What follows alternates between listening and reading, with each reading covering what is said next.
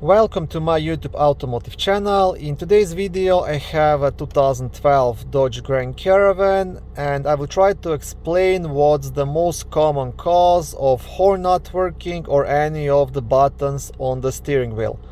This video will apply to latest generation of Dodge Grand Caravans made from 2008 all the way up to 2020. Now, lots of people spend quite a bit of money trying to diagnose what's happening. They take the vehicles to mechanical shops, so the shops dig through the wires, replace the horns, stuff like that. But the problem is most likely in 99% of the cases in the clock spring.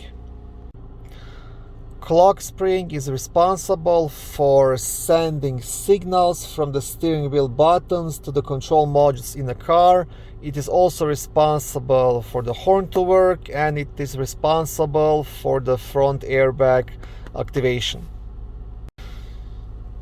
Now, on these Dodge Grand Caravans, there is a couple of specific things which will point towards a bad clock spring. So first thing, the horn will not work. Second thing, none of these buttons on the steering wheel will work. As you see, I keep pressing them and nothing happens. But one button will work, and that's the cruise control. On most of the other vehicles, when there is a bad clock spring, the cruise control will also not work. But on these vehicles, if I press on, you will see that my cruise control engages. So just by testing this on your vehicle, you will be able to see if you have problems with the clock spring. And now there is one more thing which you can try doing. So if your horn does not work on the steering wheel, but if you take your key fob and press the panic button, as you can see, the horn works fine, so there is no problem with the horn. Your problem is in the clock spring.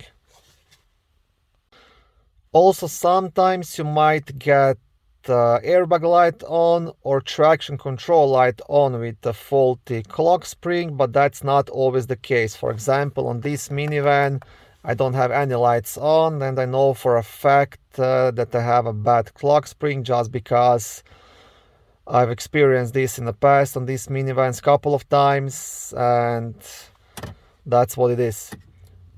I will also show you. So your airbag light will be this one here, and your traction control light will be just up here. So you might have any of those two lights on as well. In this video, I will not show you how to replace the clock spring. At the time of recording this video, I still didn't get mine, but it's actually not too hard to do it.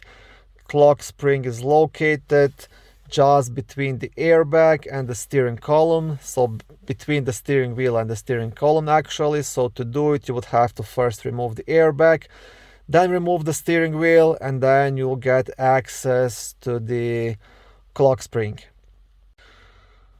It is always recommended to replace the old clock spring with the brand new clock spring from a Dodge dealership, but that will cost you quite a lot just for the part. Your other option, which I like more and what I always do, is just get a used clock spring from a car salvage.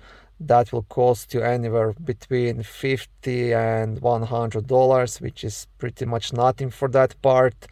And then the labor to replace it is honestly maybe 1 hour, hour and a half, if somebody who did it in the past does it.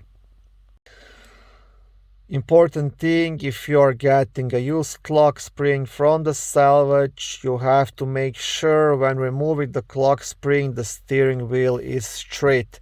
And once you remove the clock spring, just tape it and make sure nothing turns, because those are quite sensitive parts. Also, please make sure to check the description of this video. I might record how I am replacing this clock spring in the future, and if I do, I will make sure to post the link in the description below. If somebody else here at the dealership does it, then unfortunately I won't have that video, but anyways, I hope that this video will help you to diagnose what's wrong with your vehicle, and that way you won't have to spend too much money to have it fixed. Thank you for visiting my channel and watching my video. I hope it was helpful. If it was, please like it and consider subscribing to my YouTube automotive channel. On my channel there is lots of how-to videos, do-it-yourself videos, car reviews, product reviews and other similar automotive topics.